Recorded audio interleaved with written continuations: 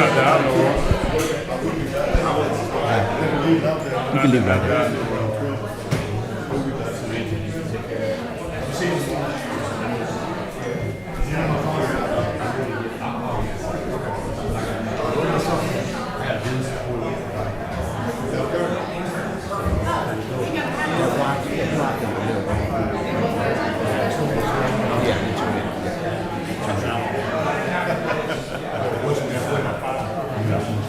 What you got on the out? They got one in this. But Tyler, you pray up first. Okay. Yeah. So I'm pretty sure y'all.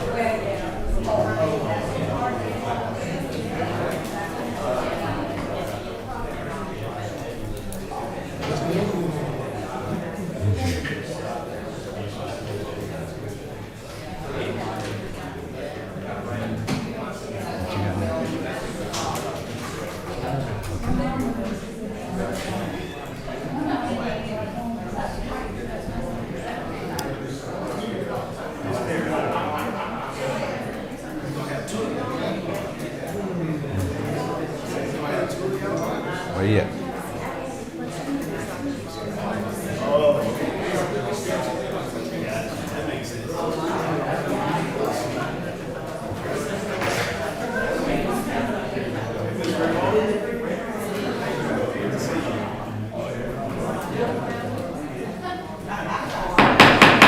Call to order. All right, Mr. Turner. Everyone bow your head. Dear Lord, thank you for this day. Thank you for allowing us to gather here today.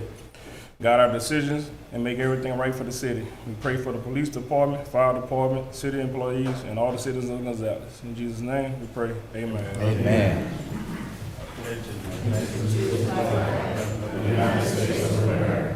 And to the republic for which it stands, one nation, under God, indivisible, with liberty and justice for all. Okay, roll call, Ms. Terry. Councilwoman Terry Lambert. Here. Councilman Eddie Williams. Here. Councilman Kirk Boudreaux. Here. Councilwoman Cynthia Gray James. Here. And Councilman Tyler Turner. Here. Thank you, Ms. Terry. We're going to move on to number 5. Approve the minutes of a regular meeting of the mayor and city council taken on Monday, February 25th, 2026. A motion to approve. I'll second. A roll call vote. Councilwoman Lambert. Yes. Councilman Williams. Yes. Councilman Boudreaux. Yes. Councilwoman Cynthia Gray James. Yes. Councilman Turner. Yes. All right, let's move on to number 6. Declare the following fire department vehicle as surplus: a 1998 Freightliner ladder truck, VIN number 1FV2JL CB2WH 959837. Okay, I'll give you a little backstory here on this agenda item and the next. This all started back in about October of 2024. Our ladder truck went down for major repairs, which at the time it was going to take between 3 to 6 months to finish, where we would have been without a ladder truck. So we contacted some local chiefs trying to see where we could borrow or rent or do anything we needed to have a ladder truck ready. The city of Baton Rouge Fire Chief, Chief Kimball, said, I have a ladder truck, but I'm about to donate it to Point Capee Fire District number 3, rural part of near False River. So we kind of got on a little conference call, Chief Norman and these other chiefs, and they agreed they donated this fire truck to us late 2024 with like the handshake agreement that once we were finished and our ladder truck was in good working order, we would continue to donate it to where it was going to go in the first place. So this agenda item, the city paid $0 for it. We've had to throw a tiny bit of maintenance in over the years, over this about 18 months or so. So we just wanted to donated on to its original place. It really helped the city in time of a bind with no ladder truck. And we're just trying to kind of fulfill that handshake agreement we made 18 months or so ago. So they gave it to us. They gave it to us, we took ownership of it, and we're gonna donate it on to where it was originally gonna go in the first place. I'll make a motion to approve. Second. Motion by Councilman Boudreaux, second by Councilman Williams. Roll call vote, Councilwoman Lambert, Yes. Councilman Williams, Yes. Councilman Boudreaux, Yes. Councilwoman Cynthia Gray James, Yes. Councilman Turner, Yes. Thank you, Ms. Terry. Moving on to number 8. Any more questions for? The next agenda item is just a further donation from the city of the now surplus vehicle. Number 7. Number 7. Okay, I'll make a motion to approve. Second. Motion by Councilman Boudreaux, second by Mr. Councilman Williams. Before we move, Anthony, you want to just make the announcement of what the agenda item is that we're voting on? Yes, that is correct. Number 7 is approve the donation of the following fire department surplus vehicle to Point Capee Fire District Number 3, a 1998 Freightliner ladder truck, VIN number 1FV2JLCB2WH 959837. And we already have a motion and a second, so it's ready for roll call vote. roll call vote, Councilwoman Lambert, Yes. Councilman Williams, Yes. Councilman Boudreaux, Yes. Councilwoman Cynthia Gray James, Yes. Councilman Turner. Yes. Thank you, council. Thank you, Preston. Okay, number 8, approve a special event permit submitted by Mr. Luke Marchand and Carolee Lee requesting to have a Bunnies and Bumpers Craft Market and Car Show on Sunday, March 22nd, 2026 from 10 a.m. to 2 p.m. in the Carlico parking lot at 1506 North Airline. Yeah, we did this back in December, which was a disaster. If y'all don't remember, it was freezing, Raining. 25-mile-an-hour wind, tents were flying, and we just shut it down. And which it was okay at best, but we're going to do it again. And I'm not normally open on Sundays, but we'll be open this Sunday for that, to use the restaurant itself, bathrooms and such things like that to serve people. So it's a extended restaurant basically with a small market outside. I'll make a motion to approve. I'll second. Motion by Councilman Boudreaux, second by Councilwoman Lambert. Thank y'all. Roll call vote, Councilwoman Lambert, Yes. Councilman Williams, Yes. Councilman Boudreaux, Yes. Councilwoman Cynthia Gray James, Yes. Councilman Turner. Yes. Thank you, Mr. Luke. Okay, thank y'all. Okay, number 9, approve a special event permit submitted by Mr. Chad Brown and other Ascension small business owners requesting to have a trunk or treat on Saturday, October 10th, 2026, from 4 o'clock p.m. to 7 o'clock p.m. in the parking lot at 3005 Cabela's Parkway. Good evening. This is year 7 coming up here. Just probably going to scale back a little bit this year to 60 or 70 small businesses instead of the 100 we had last year, just because of the logistical battle that we faced. I added extra barricades, extra volunteers to kind of help flow the line so people aren't cutting in as much. We just passing out candy and any promotional merchandise and anything to the kids in and around the area. So that's it. So last year, you had it in Cabela's again? No, well, it was at Cabela's and then we switched it to the Tanger Outlet Mall. Good, so you're going back to Cabela's? And we're going back to the original location, yes, sir. Okay. A motion to approve. I'll second. Motion by Councilman Williams, second by Councilwoman Lambert. Roll call vote, Councilwoman Lambert, Yes. Councilman Williams. Yes. Councilman Boudreaux, Yes. Councilwoman Cynthia Gray James, Yes. Councilman Turner. Yes. All right. Thank you, sir. Thank you. Okay, number 10, proclamation proclaiming March 2026 as Disability Awareness Month. I'm going to go ahead and, you want me to read the proclamation, Mayor? Yes, sir, you can. And then I have a speaker right after. Okay. The proclamation states, whereas the Ark of East Ascension is a nonprofit organization committed to providing service and support that enable people of all ages with developmental and intellectual disabilities and special needs to attain their full potential, and whereas the Ark strives to promote and maintain a high level of professionalism in all areas and to maximize all resources, human and financial, in the interest of helping all persons they serve lead fulfilling and rewarding lives, and whereas the ARC includes over 140,000 members affiliated through more than 850 state and local chapters across the nation, and whereas it is important that every individual and family affected by intellectual and developmental disabilities have access to information, advocacy, and skills they need to participate as active members of their community and to live an ordinary, decent American life.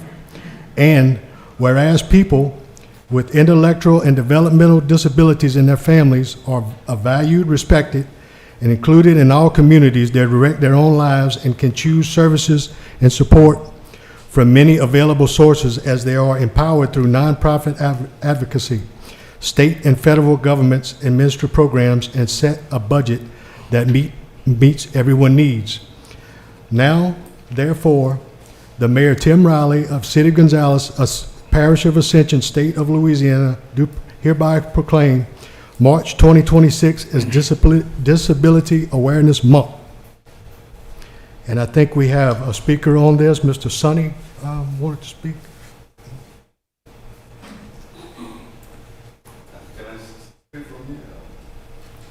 The podium, Mr. Sonny.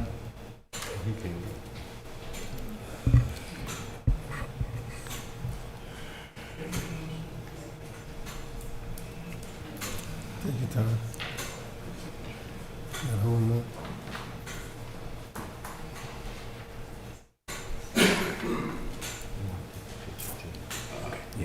Good evening, everyone. First of all, I want to wish all the women, I think it's Happy Women's, this month is Women's International Day, something like that. International Women's. Yeah, so all women. And by God's grace, next year, if my restaurant has reopened, I'm going to invite all the women to come eat free next year, hopefully. So, first of all, I've noticed, since I have a lot of time on my hands, that most people who are homeless have certain disabilities. And when you talk to them, you find out what they've gone through, and they end up being homeless. I'm helping a friend who was homeless for 10 years. Talking to him, his father died as 10 years old. He had drug issues, all kinds of issues. Now, we have organizations that help people, but some of them fall through the cracks. For instance, he fell at his house, broke his hip, went to the hospital. So I've been giving him food every morning because he can't move around. So we submitted a proposal to the mayor to see how we can help people who fall through the cracks. So hopefully, maybe next meeting, I don't know how it works, so the mayor can look at the proposal and see how we can step in to help. My ministry is Marvelous Life Ministries. We help people who are homeless and single mothers. I talk to single mothers, they have problems also. Some of them fall through the crack. So that's the proposal we submitted to help people in that, with that issue. Thank you very much. That's it. Thank you, sir. Okay. All right, take the picture.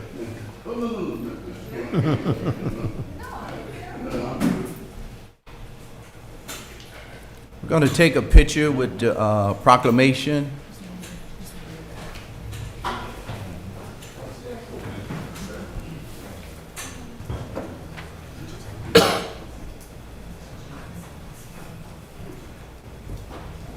Council? Chief?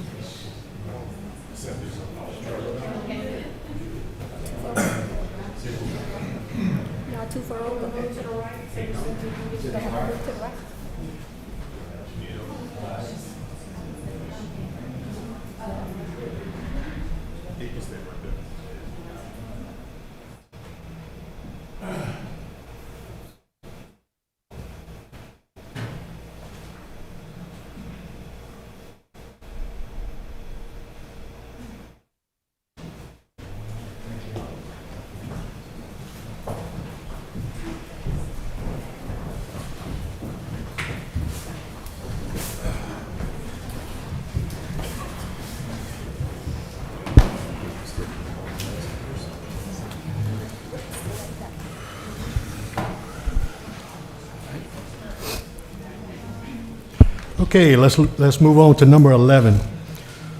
Approve a special event permit submitted by Christy Berry on behalf of the Ark of Ascension requesting to use the Gonzales Civic Center at no cost on Friday, March 27th, 2026 from 10 a.m.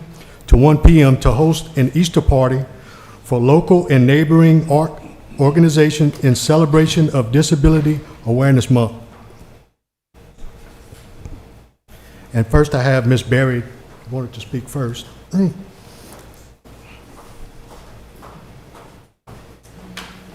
evening. My name is Christy Berry, and I'm representing the Ark of East Ascension, which serves individuals with intellectual and developmental disabilities in our community.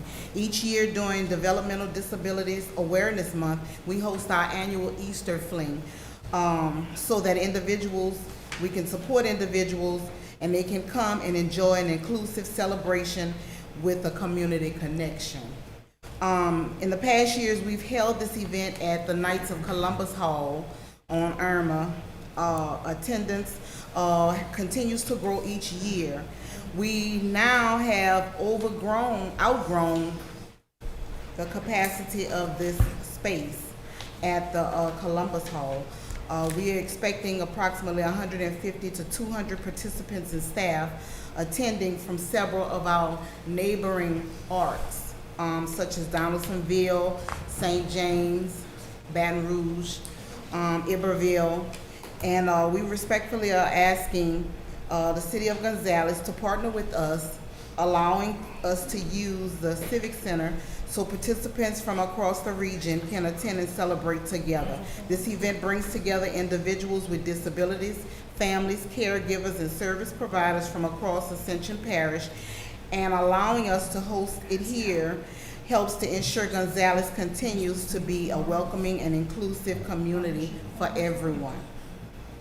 Thanks for your time. We also have other partnering agencies like the Ascension Parish Sheriff's Office, CF Industries, Joni and Friends that volunteers, the Ascension Rotary Club, and other partners that we have that helps us with this event as well. Thank you for your time and consideration.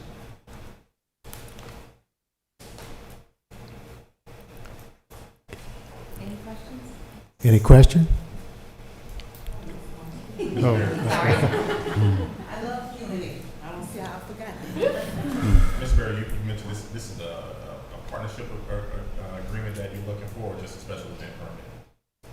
Both if possible. This year, to allow us to do it and ongoing to possibly partnership with us to do it. Okay. All right, thank you. You're welcome. A motion to approve. motion by Councilman Williams, I'll second. second by Councilman Boudreaux. Roll call vote. Councilwoman Lambert? This actually goes against our, we have an ordinance for the recreation center, the civic center. We have an ordinance. We have a 501c3 rate and we have a regular rate. I think we've been turning down people. Jambalaya Festival Association, they wanted to use it for free. We said no. It's against the city code. I'm gonna have to say no on this. It's against the city code. There's no application in here for a partnership either, which probably should have been filled out. Didn't know it was a separate application, I'm sorry. I believe the Jambalaya Festival was denied because the amount of the donation that was sought by the Jambalaya Festival exceeded the $5,000 cap. This, I believe, was a one-day use of the facility. But this was for the Civic Center, $800. Right, but I think they needed it for 2 nights, one to prepare and the other one for the event. I'm just recalling the recollection that I have as far as why the Jambalaya Festival was denied. Again, that's going to be the call of the council to determine whether or not they approve this one or not. Councilman Williams? Yes. Councilman Boudreaux? Yes. Councilwoman Cynthia Gray James? I'm gonna say no, because we normally charge a fee for everybody. And if we start doing it for one, we have to do it for everybody. It's a lot of people we have already turned down, and it's not fair. We need to have a standard, either to let the people come in and, for nonprofit free or to charge them. But some people have paid, so it wouldn't be fair for the ones that have paid, and then for another one to come in for free. It's mine.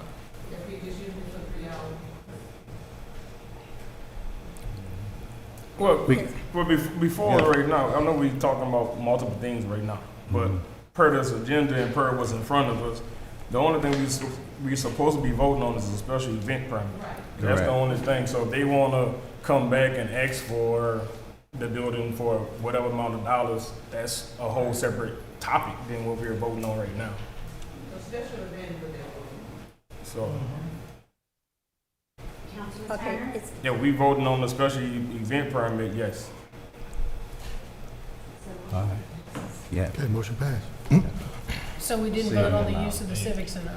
And you have Ms. Lambert's vote as well. Oh, she was the first vote. Yeah, motion passed. Okay, number 12, approve a citizen petition request for the City of Gonzales to set up speed bumps on North Anita Street. I apologize, let's see. Yeah, that's it, okay.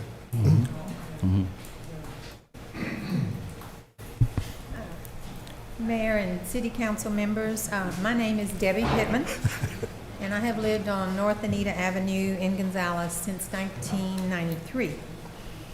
It's normally a quiet area, good neighbors, but we have experienced an increase in the number of vehicles speeding through our neighborhoods in the last couple of years.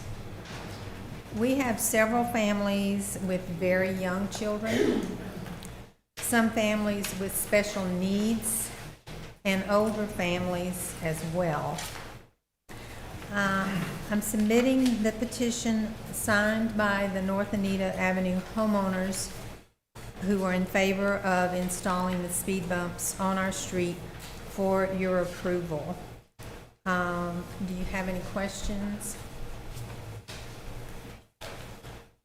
I noticed the second page and the third page are like identical, except for the last 4 signatures at the bottom. How did this happen like this? I collected most of the signatures on the street, and Mr. PT also collected a couple that I couldn't get, so they may have, but he has you should have the master list in your packet, he said. No, I've got this one Did and you this get, one, but okay. Miss Debbie collected as much money as she could. 8 of the 28 houses on North Anita are owned by people who don't reside in the homes. So we helped them out and tracked out the people we could. I think the two that are identical, except for, I think Miss Debbie got, when she came and brought it to me, she's a little short, 7 in fact. So she gave us a copy. I contacted 2 of the homeowners, actually 3 of the houses. One gentleman owned 2 houses, one house in there. Miss Debbie kept the list so she could continue collecting signatures as well. That's the discrepancy in the 2. That's why I get the 2 papers.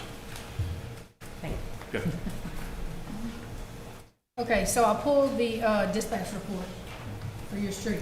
Nice year, okay? You have 5 speeding calls. None of the vehicles except for 1 could be identified. You had 7 medical calls and 4 fire calls, which you had 11 EMS calls and 5 speeding calls. That's concerning. If you want to put speed bumps where there's so many medical calls and fire calls, that's a little concerning to me. I don't think speed bumps, they're supposed to be for speed calming, they're not supposed to be for speed dispersing. Okay? And that's what's gonna happen here, that's kind of what's happened so far, with the speed bumps on Janus Street. I'm not gonna go into Janus Street right now, though. Louisiana has the worst rate of road rage. And I think speed bumps may make that worse. Okay, Well- that's another thing.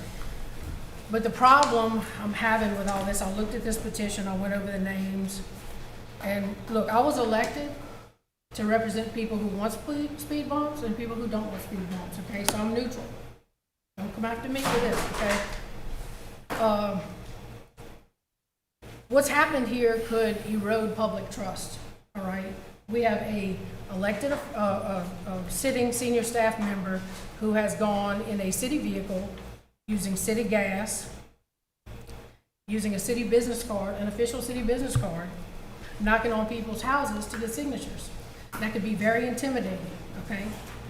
The government should not be getting involved in using public resources to campaign for speed bumps for a private citizen.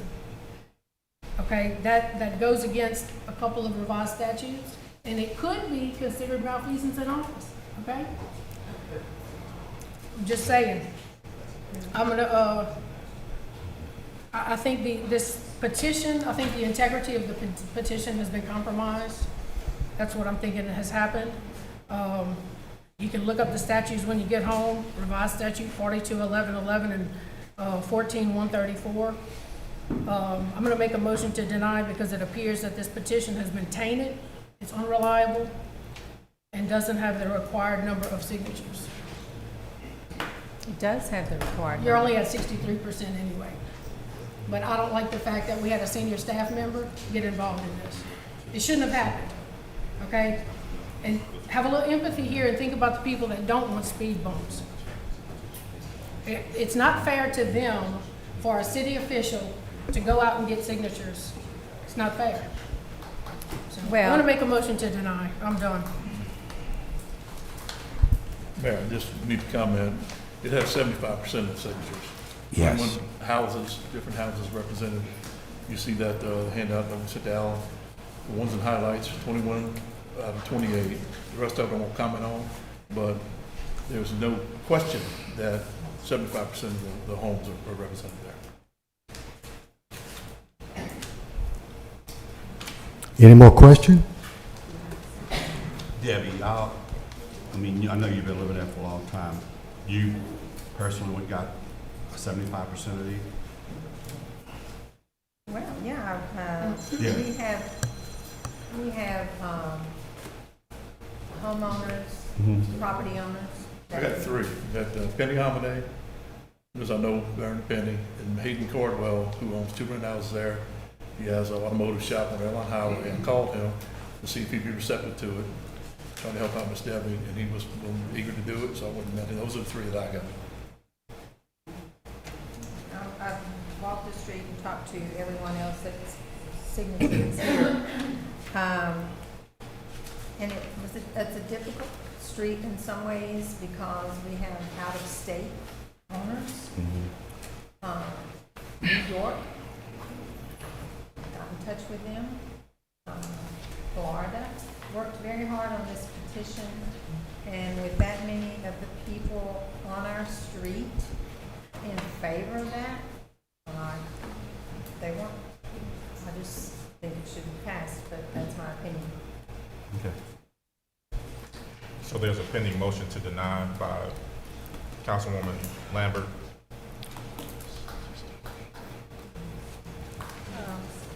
Do we have a second? Ellen, have you looked at it? Did they I meet looked the at, qualifications? I looked at both the petition and also, I believe, the summary that was provided to all council members by the administration. You know, I don't know anybody in that neighborhood. I can't verify that the signatures are correct. However, if someone wants to challenge the petition, I would believe that the mechanism for that would be filing a civil suit in district court to invalidate the petition. But as it is right now, I can't say with 100% certainty that this is invalid. The explanation is that the pages 2 and 3 are identical because there was a shared effort in collecting these signatures. So page 2 and number 3 are the same except for the last 4 entries on page 3. Again, looking at the spreadsheet that the administration provided us, there was also a question as to the more than one signature per household, and Those are combined on the master list. On the master list, it does explain that there is 21 signatures, even though there's 2 signatures on the same household. They're counted as one on the master list. So based upon the master list, I can't say that it is an improper petition. If someone wants to challenge it later, they can do that through district court. So the percentage was met. That's what you're saying? Based upon the master list, yes. 21 out of 28 homeowners. So the lots don't count? I'm not sure. What are you referring Well, to? there's lots on there. There's 33. There's supposed to be 33 signatures. So 21 signatures out of 33. It's only 60. It says homeowners, not lots. Well, So the petition requires. why do that- we have Miss Tinsley's lots on there? You know, this list we got today is kind of, it should have been in our packet. But Yeah. I'll pull the tax assessor's office. Here's the list. Yeah, the petition clearly states that 75% of the homeowners, not residents, to be placed on the city council agenda for consideration. So I'm not sure whether or not that includes lots unoccupied or without homes. If they own the land, I would assume that they are also considered quote-unquote homeowners. Right. But that's not a determination for me to make tonight. If there's someone that wants to invalidate the petition, again, my opinion is that would be something that needs to be done in district court. I don't think the city should have got involved in this. It's pretty clear. Not in a city vehicle, city business card. That could be intimidating. In the house he went to, the lady said, I signed it because I'm sick of him coming to my house. She didn't sign that voluntarily. She signed it to get rid of it.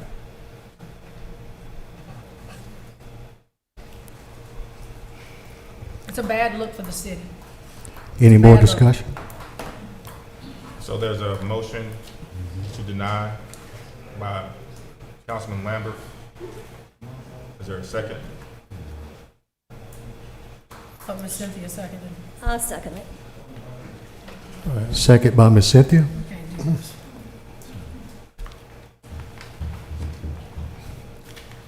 Roll call vote on the motion to deny. Councilwoman Lambert. Yes. Councilman Wood. No. Councilman Boudreaux. No. Councilwoman Cynthia Gray James. Yes. Councilman Turner. No. Now we need a motion to approve. A motion to approve.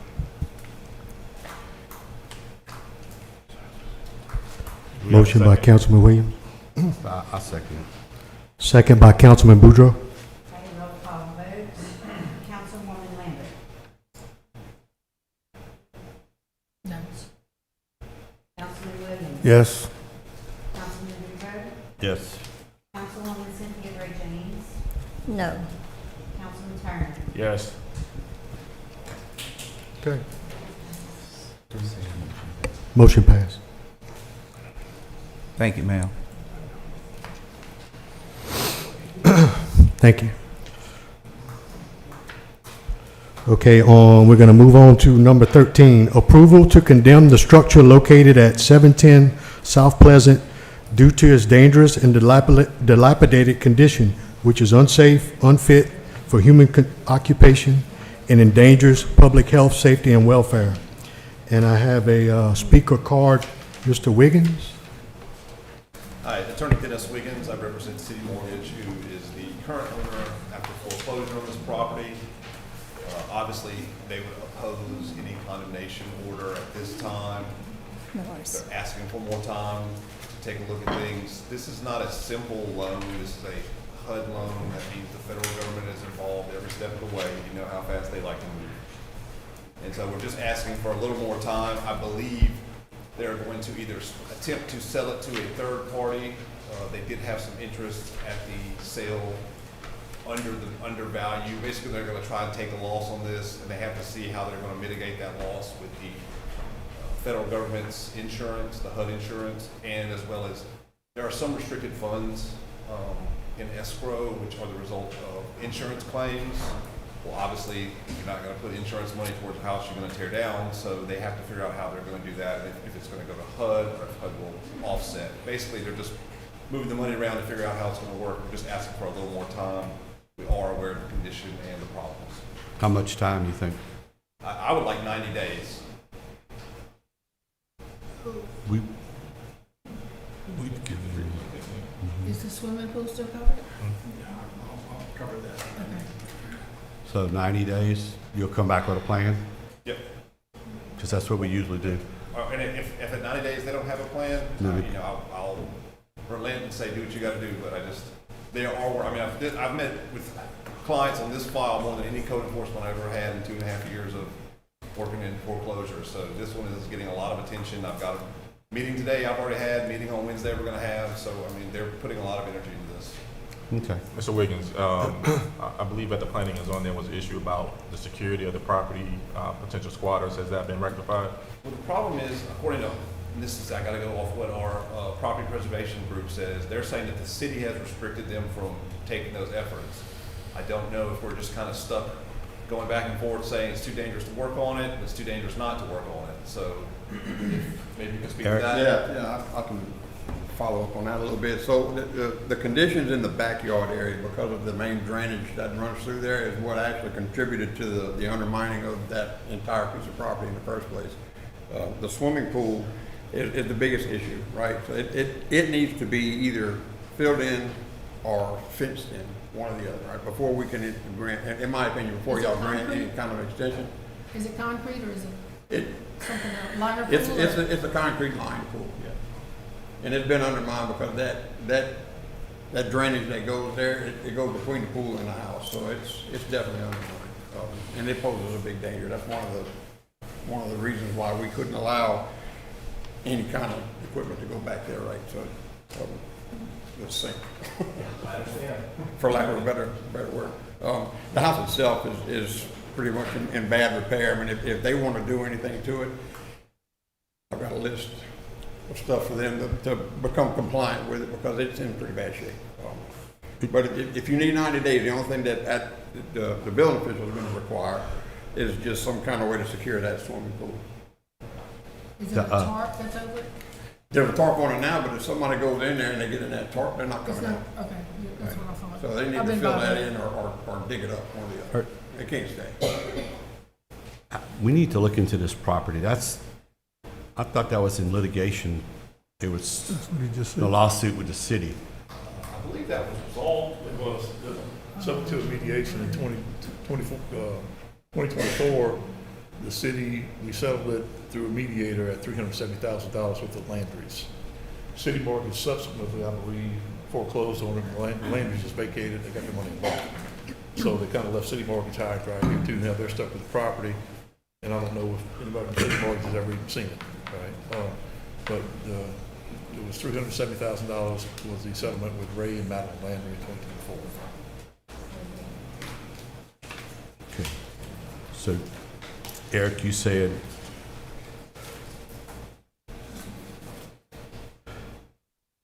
till we got a meeting in 2 weeks. Can you come back and tell us the pool's filled? Because I can certainly try. let's do this. I'll give you 2 weeks to fill a pool in. If you don't fill a pool in, we'll move forward with it, knocking it down. Eric, would you recommend filling it in or fencing it in? Either way, take care of the problem, right? If you fill it in, then nobody can get in it. If you dig it up, then you would still have to fill that in. Problem. So, I mean, you might as well just, if it's me, I would dig it up and just fill the hole in. Right, I mean, But sure, time Yeah. and money. we're just Talking we're 2 looking weeks at here. we're just looking at the Yeah. safety thing. It's already I become such a completely big safety understand, problem. That's why we have it Yeah. up for I just, demolition. I'm stuck with a client who foreclosed because the borrower's got a settlement, took double what they owed on the mortgage and vanished. My client wasn't put on that check. Like typically, if there's an insurance claim, banks on the check. Mhm. You can't endorse that. Our client will look in the dark on that one. Eric, And, do you- and now we have a, you know, what's gonna ultimately be a super lien that they're gonna have to pay, you know. We got some bids on tearing it down, I think you said? Yeah, and I did get those bids from Mr. Wade. Maybe you can call, one of the low, I guess whoever the lower bid. And I have provided those to the client. I'm not saying, you know, I understand what happened. I'm just saying, they're, you know, to give us 2 weeks, I can certainly try, and as long as they're allowed to get on the property and work on it. Absolutely, yeah. That's, because that's what they've told me, is they haven't been allowed to work on the property, so. Have them reach out, and Okay. when they can get out there, I'll be glad to escort them out there, show them where they can and cannot bring it. Yeah, quick. Because that's, it's not safe to even work on the property. It's not right. Well, certain spots is, but you can't see it because it's. Did you have somebody in mind, or did you want to call whoever the low bid? A For the- local for the- person, a local person. For the to do- demo or for the repair? For the pool, just for the pool. He'll get Yeah, out there I and would do it. definitely take all the information I can provide to my clients. Like I Oh. said, I don't know, you know, they make these decisions away from me. I just can only report back to them. Okay. Okay, I tell you, we'll give you 2 weeks, come back with a plan with the pool. And if you don't have a plan, we'll move forward, Understand? okay? Thank you. And Need a Mr. Wiggins, motion? that date would Need a be, motion? March 23rd. You need a motion? Say 23rd? Motion To defer this for 2 weeks? motion to defer. I motion to defer for 2 weeks. I'll second it. Motion to divert by Councilman Williams, second by Councilman Boudreaux. Okay, roll call vote, Councilwoman Lambert, Yes. Councilman Williams, Yes. Councilman Boudreaux, Yes. Councilwoman Cynthia Gray James, Yes. and Councilman Turner. Yes. Thank you very much. All right, thank you, then. Thank you, sir.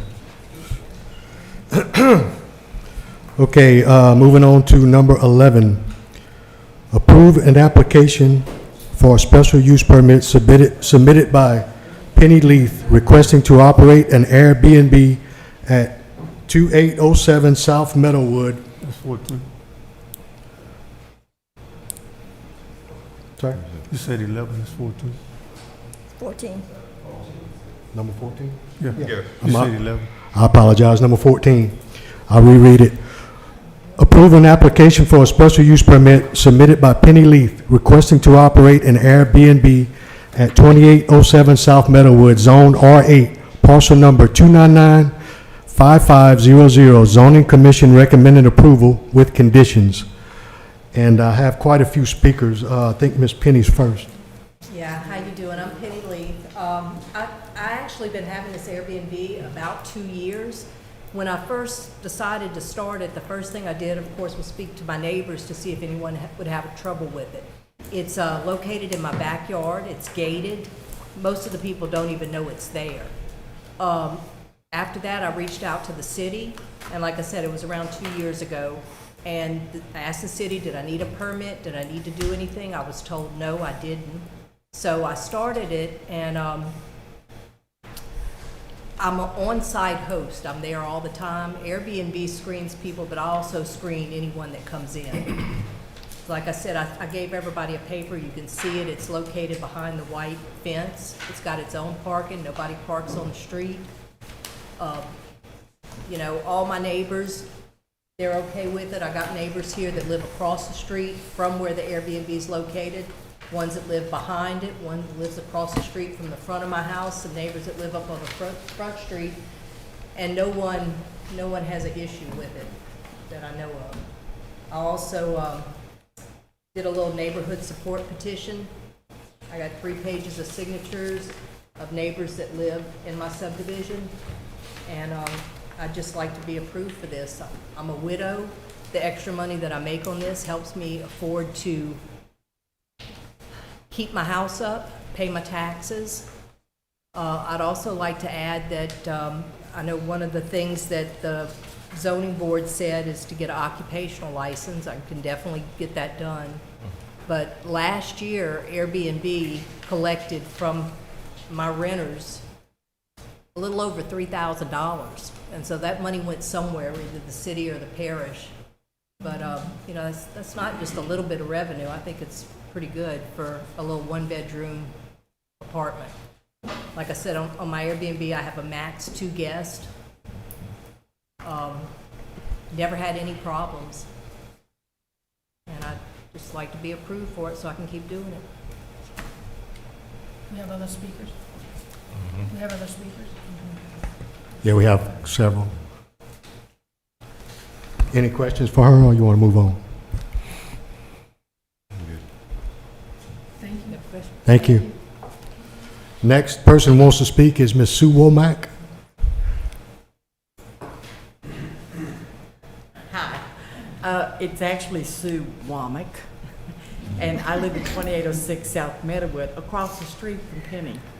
I think I can be considered a Louisianian now because I've lived in that house for 44 years, and of course, I'm only just a little older than that, so. Penny has been an outstanding neighbor to me, and especially in the last few years. Her husband passed away in 20. My husband passed away in 21. And without her support, I don't know where I would be today. But besides that, she's been an excellent neighbor. She was part of the forces that helped rid our neighborhood of constant flooding, Southwood subdivision on 30. And she's helped most of the neighbors that are here in this audience with other problems they may have had over the years. And to be able to do a business like this as a widow, to earn money on her own and stay in the house that her and her husband paid money for and lived in is so important when you reach something like that in your life. I mean, I'm a lot older than she is, so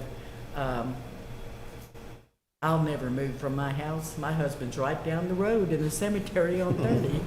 So I wave at him when I go by all the time. So, but listen, this was a good woman with an incredible spirit, and I don't know what we would do without her in our neighborhood. And that place that she has that's earning her money, you wouldn't even know it's there. It's got like this secret gate that slides open and closed electronically and all. So there's not been any trouble. And so I would appreciate if y'all would support her and her endeavor. Thank you so much. Thank you, ma'am. Thank you. Thank you, Ms. Sue. Next, we have a speaker, Ms. Shirley Elliott. Hi, my name is Shirley Elliott, and I live at 1212 East Palmview. It's the street on the side of Penny's Airbnb. My husband lives with me also, and he sees everything that goes on in the neighborhood. He can tell you when the neighbors go to work and when they come back. But he can't tell you that Penny has an Airbnb because he doesn't notice it because it's so quiet. The fence is very, very high, the privacy fence, so you can't see it. Like everybody says, the gate just opens and closes. The cars go in, they go out, so you never know. It's just as quiet as can be. So I would appreciate it if you would vote to let her have her business and let her go on with her life. Now, thank you. Thank you, ma'am. Next, we have Rebecca Rodriguez.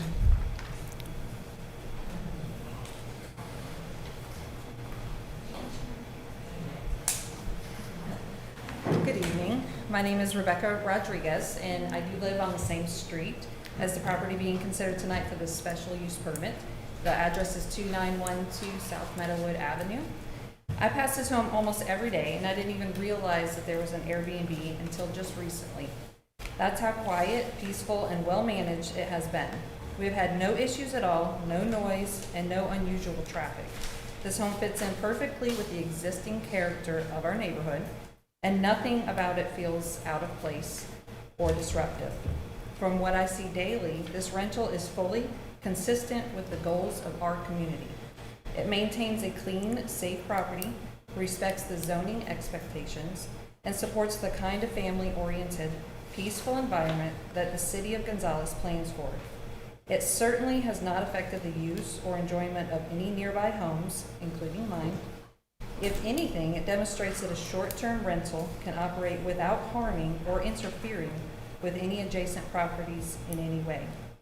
I also want to note that well-run short-term rentals do bring positive benefits to Gonzales by supporting local families, local businesses, and visitors needing temporary lodging for family events, work, church, or sports. Having safe, well-managed options inside of our neighborhoods helps keep our city welcoming and thriving. This particular home shows how a responsible short-term rental can meet every requirement the city looks for, while maintaining the safety, quiet atmosphere, and character of the neighborhood. For these reasons, I ask that you approve her special use permit. Thank you. Thank you, ma'am. We have, next speaker is Rhonda Rumaker? Rumker? Hi, my name is Rhonda Rumker. I'm at 2827 South Ashland. My backyard actually, and my fence back up to the Airbnb, Penny's Airbnb. I would encourage anybody to go by there because she's got a beautiful place. It is very secluded. I would not even know anybody is in that Airbnb unless Penny would tell me somebody's in that Airbnb. She has specific rules. She's conscientious. She's on the property at all times when the folks are there. And it's just well maintained. It's not anything that would cause any trouble to our neighborhood or our city as far as that goes.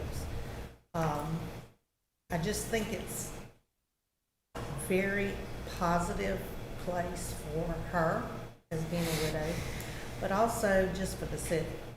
The folks that have come there have been from all over the United States.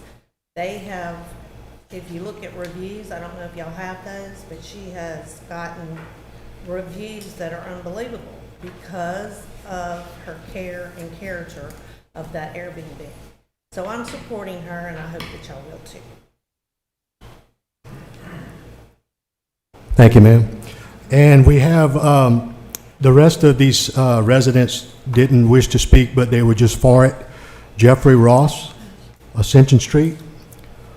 Ronald Murphy, Southwood. Yasmin Chavez, Palmview. Angela Gill on Greenbrier. Belinda Chapman on Palmview. John Vernon, not sure of the street. And Julie Hughes was for it.